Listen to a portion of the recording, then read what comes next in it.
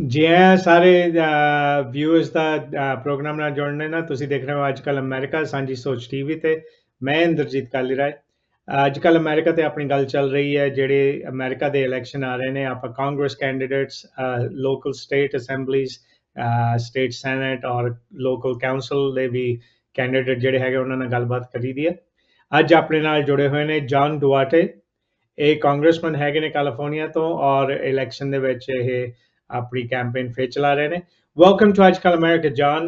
You're a sitting congressman. You're running for a re-election, and we want to talk about some of the federal issues, some of the local California issues, and some of them have actually cropped up to prominence.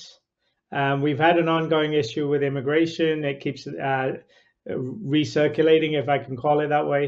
We've had some education topics crop up, but we know that both the conventions are done. We actually have two candidates with their running mates finally running their horse races. But more of a role for Congress in addressing some of these issues. Before we go there, I'd like to give you the opportunity of introducing yourself and how, sort of the work you've done so far, and then we'll talk about some of the other stuff. Well, thank you, Indy. It's great to be here. I'm very, very happy to be on with your show, AAJ KAL America today. I'm Congressman John Duarte. I represent a district in the Central Valley of California. This is a district, or my family company is right across the street from a Sikh temple, right here in Ceres, California, and we have quite a large Sikh and Punjab population here throughout my district. A lot of engagement there. It's been a real pleasure. My district is a farming district that was drawn as a Voting Rights Act district here in California, meaning that it's meant to represent a very large Hispanic population and make sure that the Hispanic voice is well heard here by having representatives that represent predominantly Hispanic groups. So this is a farm district. It's about 65% Hispanic. We've got a lot of Sikh population here. We've got a Cambodian population as well as a Hmong population. So we're very diverse. And it's been my pleasure to really travel up and down the district and understand all of these groups and how they've come to America, hoping for the same American dream that my European ancestors had when they came to America 100 or more years ago. And I really believe it's my job in Congress to fight to make sure that our economy, that our use of our natural resources, that all of the freedoms we have and opportunities we have to keep the American dream alive are available for new immigrants from all over the world, as they were when my family got here, again, a century ago. And appreciate that, John. Just on the issue of immigration, I came here about 30 something years ago. I know some of the early Indian settlers who came from India. They came in the early 1900s, late 1800s, and they have a big, deep history in California, the Central Valley, Yuba City, as we know. They're quite involved in the farming. And they are now sort of people of my generation, your generation. Many of them are third, fourth generation farmers, immigrants, their ancestors were. One of the issues that I've noticed over the time I've been here, I came from England. Water in England was never a problem because if it didn't rain for 3 weeks, it was a drought. And we always had water available to us. However, what we see in California is a constant issue of a drought. If we have a great year of rain, we probably, and I think in this cycle, we've had 2 good years where we really not had to address drought or stop watering our lawns or limit how many showers we take. Well, thank you, John, for the intro to you and the district. You brought up agriculture and the community that you serve. In California, we have a ongoing issue, as I've noticed for the time I've been here, which is related to water. Every so often, we have an official drought, and we get instructions to not water our lawns, reduce our showers. We had that one incident. Between the federal government and Congress and the state authorities, what would be possible for the federal government to do to help California fix its water resources and help the agricultural industry, your constituents, and many of them, as you mentioned, they're from the South Asian community. But farming as a whole is one of California's significant economic, sort of products. So how do we keep that going? That's a very important question, and it's one that's very dear to me as a farmer myself. And I'm on the Natural Resources Committee, I'm on the Ag Committee, I'm on the Transportation Infrastructure Committee. So I've purposefully put myself in Congress on every committee that touches water for California families and California farms. And I'll tell you, there are some major factors in ag water scarcity in California right now. One is we haven't built new infrastructure for 50 years. We built our last dams in the 70s, and California's population's doubled, and we haven't built new water infrastructure. So there's a fundamental lapse in investment that we're suffering from now. But even setting that aside and looking at the current infrastructure we have today, we're delivering 2.5 million acre feet of water less than we delivered with the same infrastructure and a much smaller population 30 years ago. So environmental laws and how we operate our infrastructure has a lot to do with California's water scarcity, in addition to our infrastructure deficit that we should be improving and we're not. So easy water solutions, I call them, things that we could do that would not involve building a whole new reservoir, a 30-year project, and should not be controversial. And I'll be doing a hearing here in the district in Santa Nella on September 6th of this year to walk through these things with experts in a field hearing with the Natural Resources Committee. So number one is we need to dredge our flow channels, our rivers, our San Joaquin River, the Delta, all of the tributaries that come in from the mountains and through the valley. We need to dredge them, and we need to get the flow capacity back in those flow channels. If we do that, then the Army Corps of Engineers that manages flooding and the Bureau of Reclamation that manages a great number of our dams then know that they can get rid of floodwaters when we have torrential rains. And they can hold more water in the dams going into winter, because if they have an extraordinary 1 in 50-year event like we had a couple years ago, they know the flow channels are ready and can take that flow and keep the public safe and keep flooding from happening throughout the state. So dredging flow channels allows us to hold more water over winter in the resources that we have now. It's very important. Another is we need to connect the resources that we have, the reservoirs that we have already built, in a more direct way into the California water system.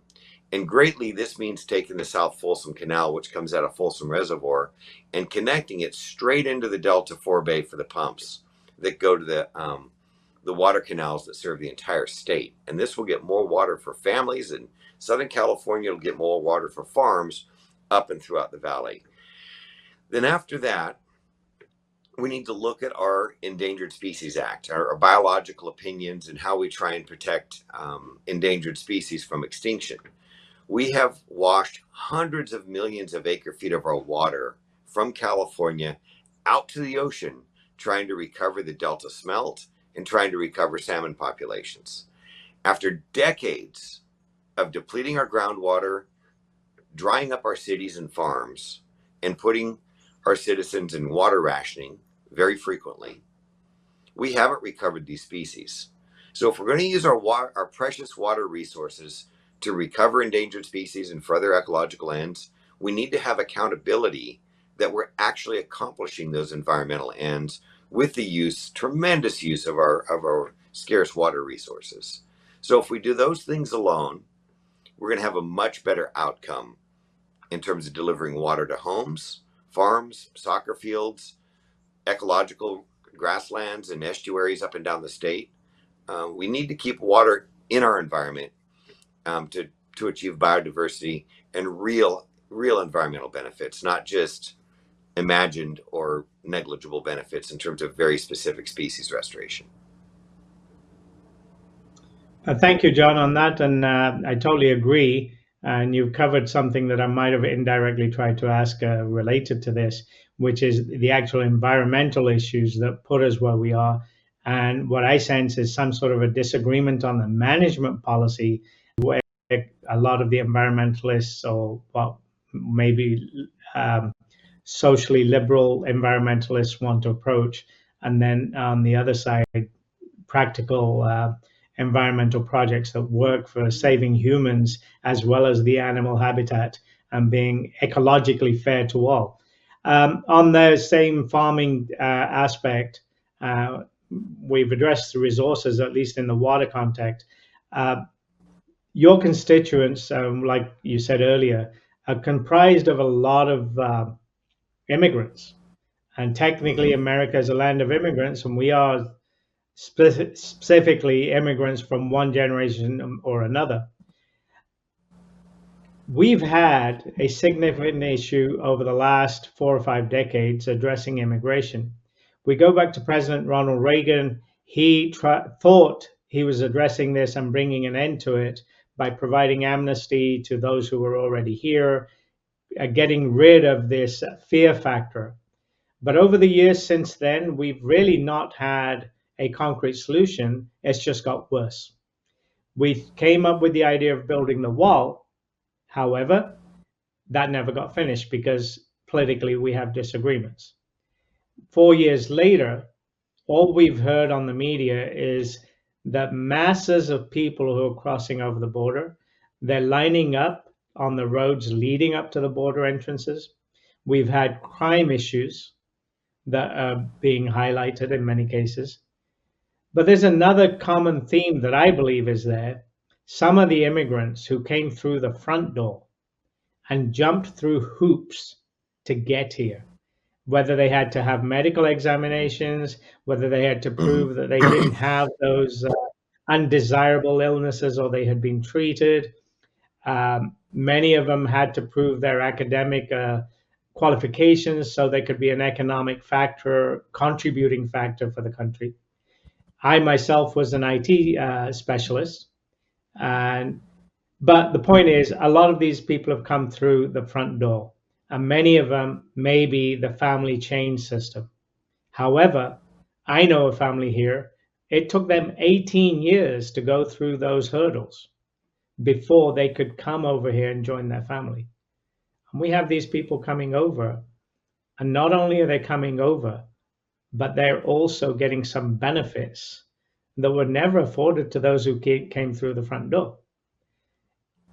I'm not trying to stand on one side or the other of this because I'm myself an immigrant, but there is a disparity for those who came through the front door and those who are trying to get through the back door.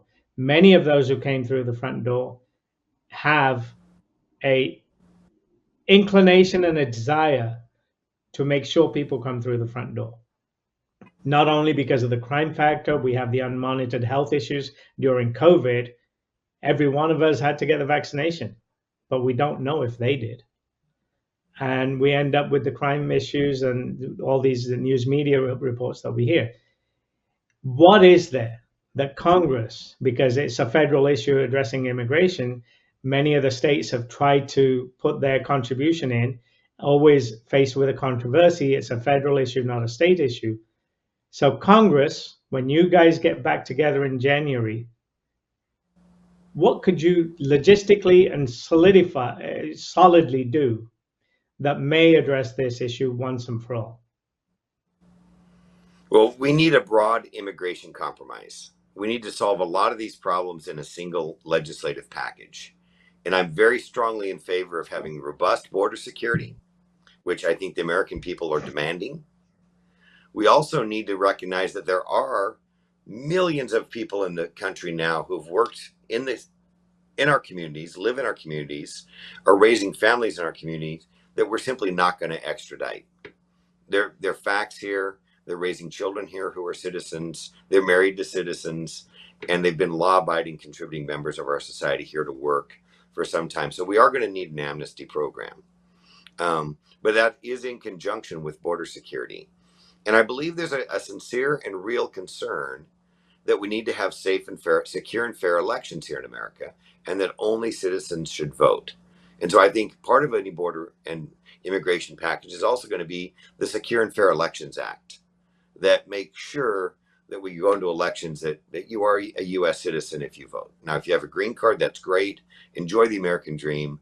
If you want to become a citizen, make that a personal commitment and get it done, and then you can vote. Um, we need a DACA fix. We need green cards for people who are married to citizens. We need to look at the H-1B program that a lot of educated folks have come in over the years on. And if we've got people living here undocumented today, we should make the H-1B program available to them if they've got a trade, if they've proven themselves, if they've gotten educated, if they've served in the military. We need to make a permanent residency available to a lot of people. But it all starts with securing the border and securing our elections. There really won't be a bipartisan compromise without those elements. And then I think once those elements are agreed to, we can have a fairly broad amnesty that deals with a lot of the facts on the ground today.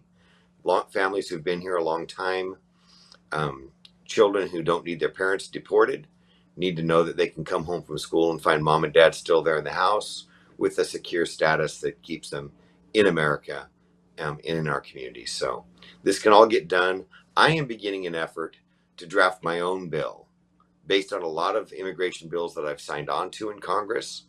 But I'm going to sit down with the mayors here in my district and take input from wherever I can get it and draft what I believe is a workable immigration compromise package. And then rather than take it to Congress, I'm taking it to mayors. I've got 1,000 mayors for motion. I want to sign on to my immigration bill that addresses each of these issues and should be, and is supported by the polling we know Americans are demanding. So this is an issue I'm willing to step into. It's an issue I want to lead on. And it's an issue I'm willing to take the sleighs and arrows from both sides on to get real policy that deals with these problems long term. I totally agree, John. And what I just heard is a very common sense type of approach, because from one side, it does address some of the feelings that the legal immigrants have had for the hurdles they've gone through, and then the hard work that they put into getting settled here and being able to be contributing members of community. The secure elections, you addressed it. I don't have to ask you. But the fact is, if you need a driver's license to go literally everywhere, and for argument's sake, you needed a government issued ID to go to the convention in Chicago, why would I not need a proof of ID when I vote? But we'll leave that there, and we'll move on to other issues. But right now, small, and we'll come back and head of topics. I'll see you after the break. ਤੁਸੀਂ ਦੇਖ ਰਹੇ ਹੋ ਅੱਜ ਕੱਲ੍ਹ ਸਾਂਝੀ ਸੋਚ ਤੇ ਆਪਣੇ ਗੱਲ ਹੋ ਰਹੀ ਹੈ ਜੌਨ ਡੁਆਰਟੇ ਨਾਲ, ਕਾਂਗਰਸਮੈਨ ਕੈਲੀਫੋਰਨੀਆ ਤੋਂ। ਇਹ ਇਲੈਕਸ਼ਨ ਬਾਰੇ ਗੱਲ ਕਰ ਰਹੇ ਆ, ਇਮੀਗ੍ਰੇਸ਼ਨ ਪਾਲਿਸੀ ਦੀ ਗੱਲ ਕਰ ਰਹੇ ਆ। ਪਰ ਹੁਣ ਦੇਵੋ ਬ੍ਰੇਕ ਦੀ ਇਜਾਜ਼ਤ, ਮਿਲਦੇ ਹਾਂ ਬ੍ਰੇਕ ਦੇ ਬਾਅਦ। that we've addressed immigration, we've addressed California resources, the water, farming needs.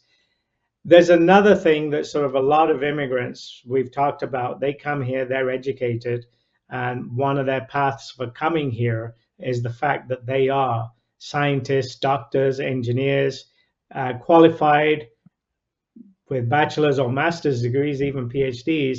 They become successful, they contribute to society. But the key there is education. And we need education that's consistent. I came from a system in England where we had standardized testing all the way up to pre-university. If I got a grade A in my hometown, it was matched and comparable to the grade A that the guy in Edinburgh got or the gal in London. This is my personal feeling, and I'm not going to question you on it. I feel in this country, each school, each district, each county, each state technically sets its own standards on where they teach. They may have some common goals, they may have some common characteristics, but I know I was a teacher in England, but many of those people in the same profession as I had in England disagree on standardized testing. But countries like India, my parent country, Japan, and some of these other countries where they have dedicated STEM programs, they are getting ahead of the game. We went to the moon. We went to the moon before others. We've done a lot of firsts that we've had in our history. What can we do with education policy at the national level that helps maintain our excellence? Well, that's key. I mean, we can talk about natural resource abandonment across the country: energy, minerals, water, forest resources. We're abandoning all of them. But the most critical resource we're abandoning is our human resources. And education is key to making sure that our children grow up with the full contribution they can make to our society and the full contribution they can make to their own families and their own futures. And so, first of all, a lot of the universities that got on this bandwagon and gave up on standardized testing for their admissions a few years ago have reversed that. Standardized testing is critical, especially for higher education, where schools are looking to not only select the very best kids they can select, but put students in the right level of coursework to where they can be successful and advance their lives and not be mismatched with their academic curriculum. If you go to Harvard and you're not ready for Harvard academically, you're not going to have a good experience there, and you're not going to achieve what you can achieve in your life. I mean, some kids need to go to state colleges, others to larger universities, and the very best to the most prestigious universities. And standardized testing assure that as we try and elevate ourselves through education, we're in the right situation to be successful. And so I think the realities of that are setting back in, and we're making common sense decisions in higher education. Now, when we get down to standardizing education across the country, I don't think that's going to happen, or it's not going to happen well from the federal government. I very strongly believe that parents' rights and school choice are key factors in providing the best education possible to as many American children as possible. And we're seeing it here in my district. I go to town halls, and a lot of local community members and citizens ask me about education and what we can do for education. I say, first answer to them is run for the school board.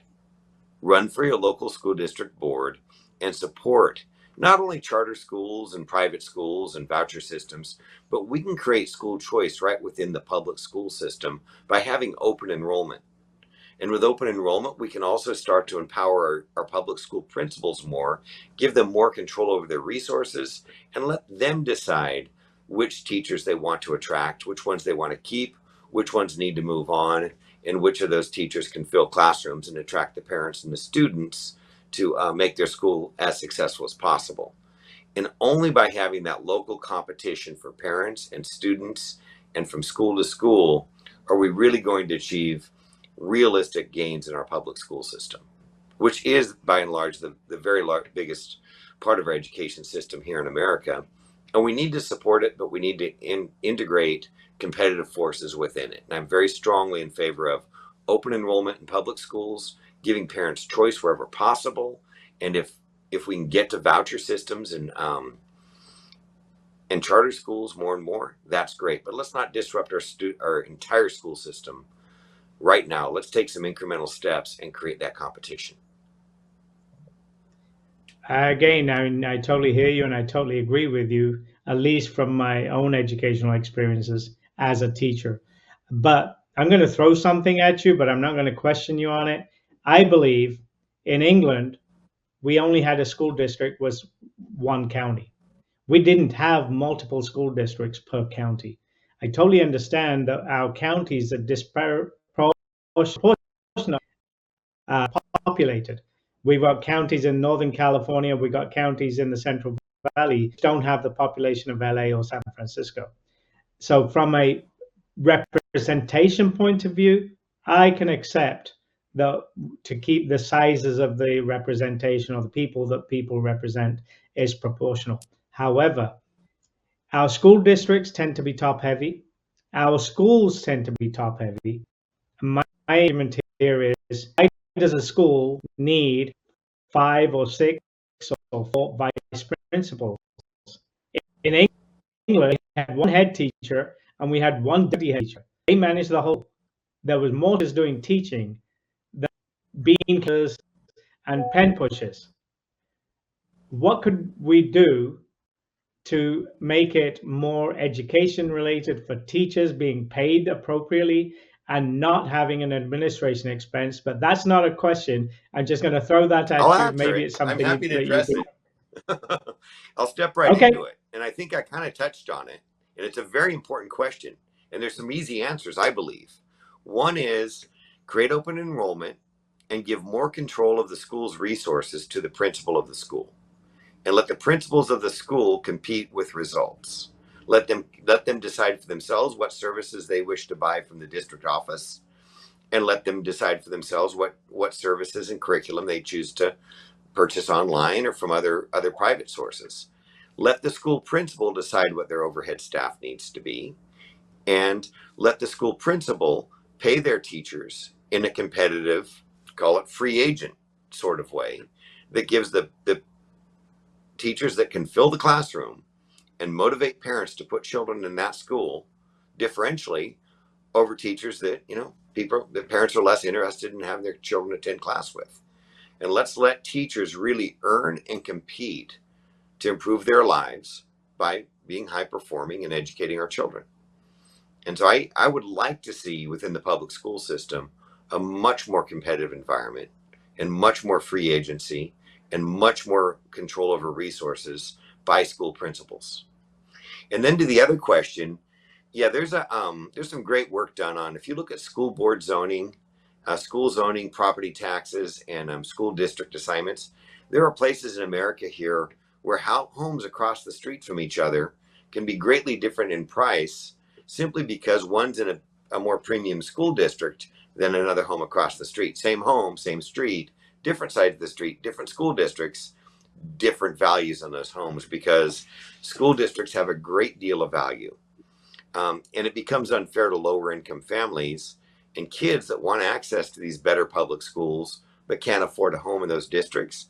And then we find that the zoning and building laws interplay and don't allow for affordable homes in the better school districts that have the better outcomes. So we need to look at it. I know there's one article written called The Two Board Knot.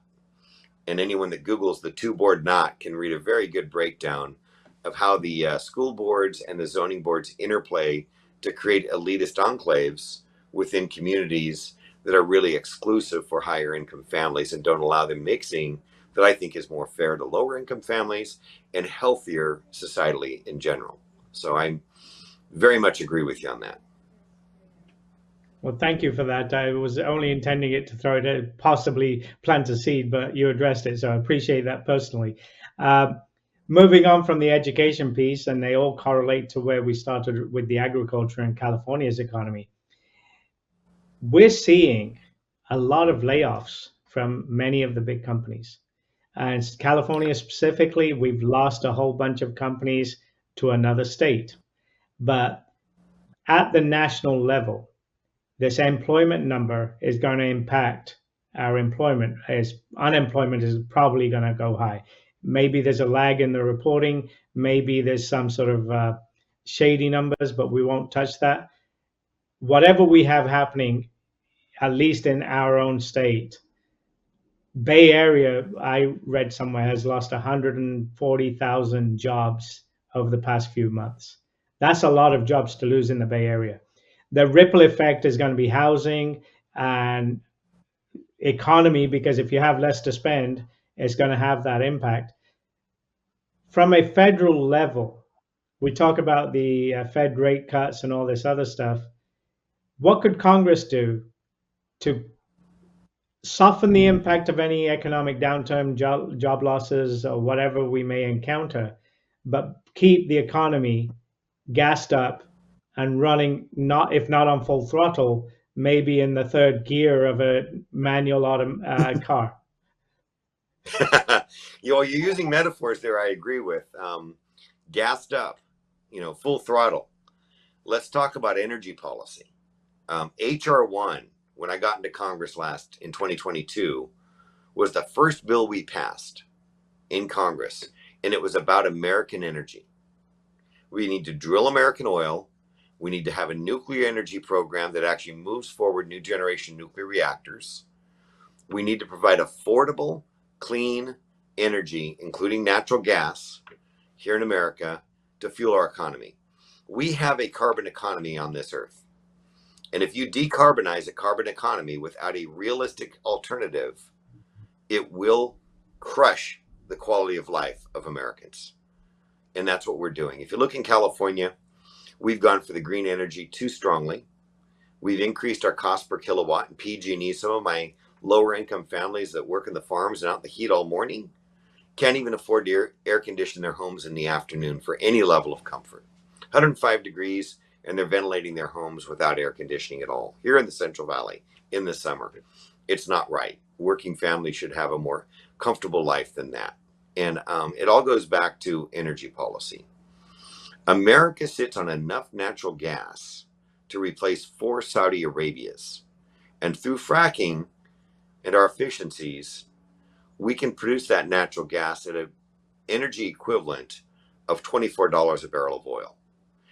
If we had abundant $24 a barrel oil, not $70 or $80 barrel oil that we have now in America, we would be absolutely competitive with any industry in the world, anywhere in the world, China, India, Europe, South America. We could manufacture here as efficiently as anybody at a premium labor wage, but we don't.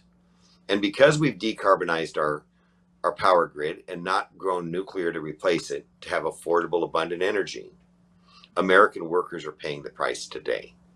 And so the first, if you talk about manufacturing, if you talk about repatriating transistors or semiconductors, if you talk about AI server farms, the social media server farms that we're using, Bitcoin mining, every industry of the past, present, and future requires energy, affordable energy. And if we don't have affordable energy here in America, and we do more than our share to solve whatever global warming problems there are, American working families will do more than their share in giving up their quality and standards of life. And the American dream will be crushed because we're no longer a competitive place to do business. And that's what's happening. That's what we're feeling right now. And I hope American families understand that these are policy decisions and they are the prime estate of our constitutional republic. They're the voters. They can change them at the ballot box.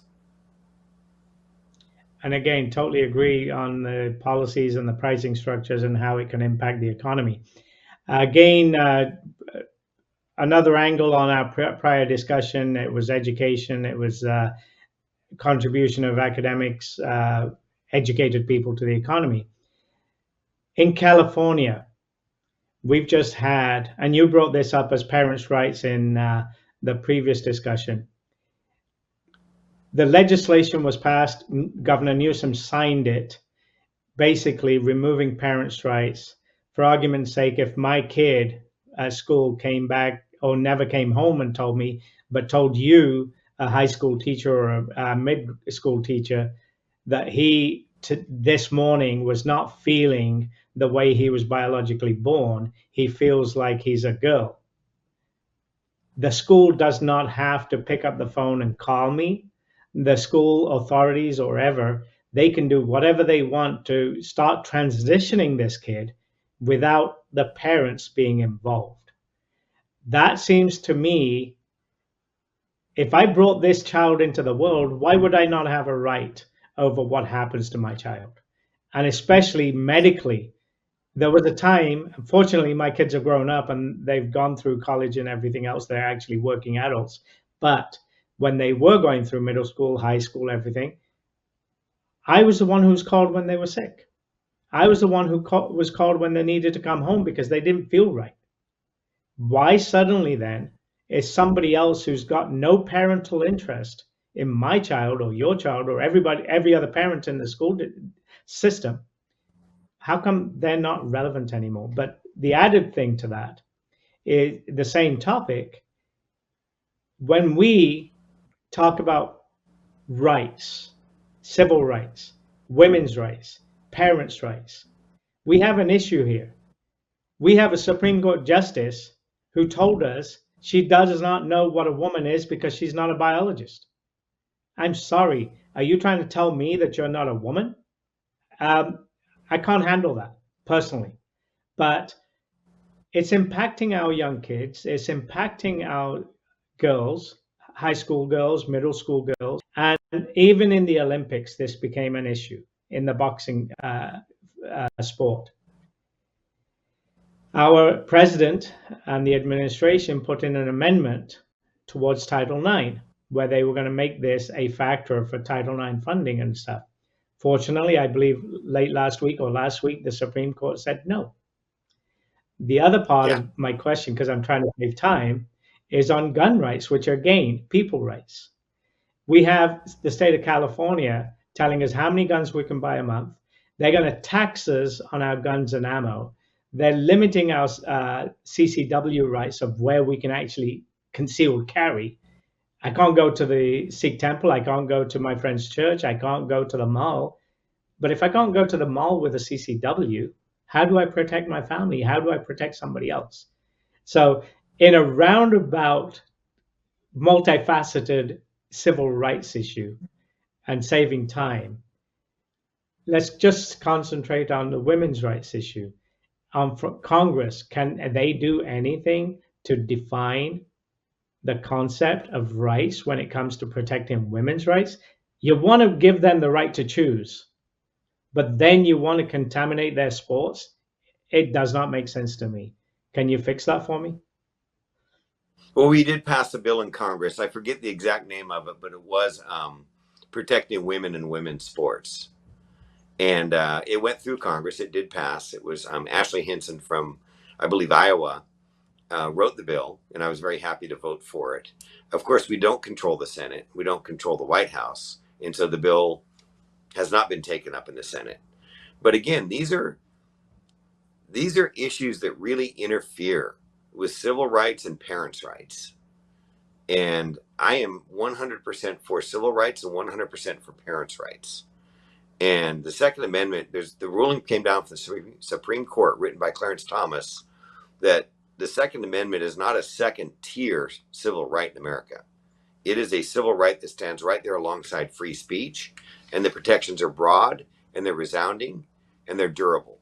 And so California is clearly stepping outside of Second Amendment protections and doing what it's doing. And I think a lot of these laws, California's thumbing its nose at the Supreme Court and at our federal civil rights rulings, they will wind through the courts. It will take time. It will be a bit of a shame, but we will assert our civil rights, and the Second Amendment rights will be profound, robust, and durable. And I'll support that. In terms of parents' rights, yeah, parents' rights and school choice are critical. Parents need to be able to move their children from school to school, and even low-income parents deserve school choice. What we see here in my district is, I know Sikh families, I know Muslim families, they're putting their kids in Catholic schools, not because they want their kids to become Catholic. They enjoy the traditions and the spirituality of their own family and their own countries where they came from. But they know that the conservative Catholic schools will respect their rights as parents and respect their religion and respect religion and spirituality itself as a wellspring of strength and faith for humans. And the public schools are failing at that. And I don't believe all the public schools will fail at that if we give principals more autonomy, more choice, and more ability to compete with one another in attracting parents that want their kids in a particular type of school with particular priorities. So again, school choice and parents' rights are preeminent, and they solve a lot of these problems directly and indirectly. I thank you for that, John, and it sort of covers multifacets of the same sort of general topic, civil rights. And we covered the rights of women, the rights of parents, and gun owner rights, and all that stuff. And for argument's sake, you and I may agree on it. There's people who do not agree with us, but I wanted to talk to you to address some, at least get these topics covered, and we can share them to the South Asian community. Now, having done that, and I'm sure there's a lot of topics we could spend more time on. However, limiting time, your busy schedule, I'd like you to share how your constituents can reach out to you, work with you, and help keep you in Congress so you can do the great work you're doing. Oh, thank you. Appreciate that greatly. The best way to get a look at what I'm doing is go to Instagram and sign up for and follow Rep. John Duarte, REP John Duarte, Duarte.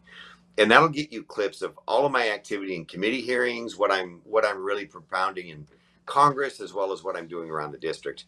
You can also go to John Duarte at house.gov and John Duarte House search engine. You'll find my website for my congressional office and join me there. And just get on my newsletter and follow what I'm doing. We're putting out something nearly every day. And a lot of people say, "Wow, you're busy. I can't believe you're all over in all these different places every day, doing what you're doing." And I am. I like to think I'm a very, very busy congressman. You can see me going back and forth with Pete Buttigieg and our Secretary of Transportation in the Transportation Infrastructure Committee over what I believe are green energy boondoggles. And in California, we have the high-speed rail costing hundreds of billions of dollars and displacing other capital infrastructure priorities that we should have. Again, as you said, there are many things to talk about, but follow me at my House website, John Duarte, Congressman, or Representative John Duarte, and then follow Rep John Duarte on Instagram, and you'll get a good tie-in to what I'm all about and what I'm advocating back in Washington, D.C. Well, thank you, John. Thank you for your time. It's a pleasure to be here. It's an honor to be on your show. Very thoughtful show. Love the questions. Love that we're able to deep dive a bit and take a little bit of a longer time format. It suits me. Well, thank you. And we'll stay in touch and we'll talk after November on how the election went, and look forward to spending some time with you after January and see where we can take the district and what changes we can bring together. ਤੁਸੀਂ ਦੇਖ ਰਹੇ ਹੋ ਅੱਜ ਕੱਲ America ਸਾਂਝੀ ਸੋਚ ਤੇ TV ਤੇ ਆਪਣੇ ਨਾਲ ਜੁੜੇ ਹੋਏ ਸੀ ਜੌਨ ਡੁਆਰਟੇ। ਇਹਨਾਂ ਨਾਲ ਗੱਲਬਾਤ ਕੀਤੀ ਹੈ ਜੋ ਪਾਲਿਸੀਜ਼ ਹੈਗੇ ਨੇ। ਹੁਣ ਆਪਾਂ ਇਜਾਜ਼ਤ ਦੇਵੋ, ਮਿਲਦੇ ਹਾਂ ਅਗਲੀ ਵਾਰੀ ਸਾਂਝੀ ਸੋਚ ਟੀਵੀ ਤੇ। Well, John, thank you, and thank you to our mutual friend Harinder Thur.